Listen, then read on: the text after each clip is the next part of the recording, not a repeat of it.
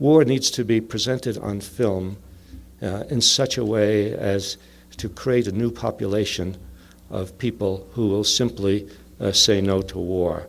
We need to see that more and more. We need to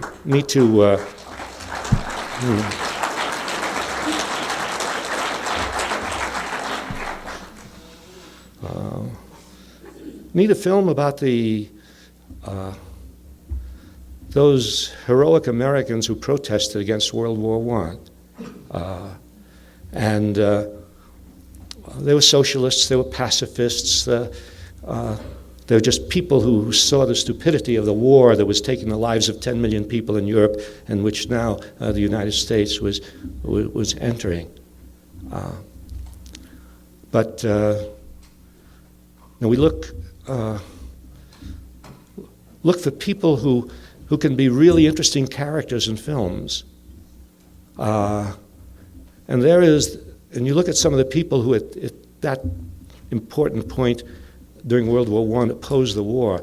You see Emma Goldman, the feminist, anarchist, who goes to prison for opposing the draft and the war. You see Helen Keller. I haven't seen Helen Keller in any film other than the kind of film that extols the fact that she was a disabled person and she became an important person. But I've never seen a film in which Helen Keller is presented as what she was, a radical, a socialist, an anti-war agitator, somebody who would refuse to cross a picket line which was set up against a play which was about her. A remarkable subject for a film.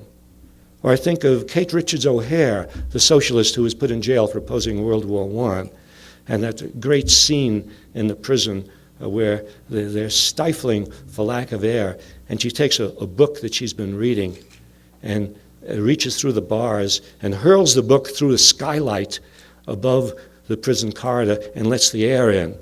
And all the prisoners applaud and cheer because finally they're getting some fresh air. Well, I could say a lot more about possible stories and scenarios about war, about World War II. Again, a good war, right? The best of wars, but not that simple. And that's why Studs Terkel, when he did his oral history called A Good War, he put quotation marks around good war, if you notice.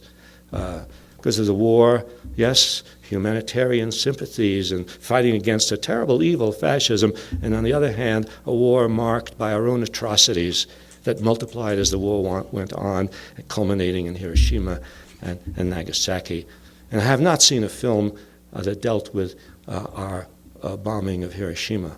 The closest that we come to a film which deals with our bombing of civilian population is Kurt Vonnegut's book, the film that was made about Slaughterhouse 5. But that was an oddity, a rarity. And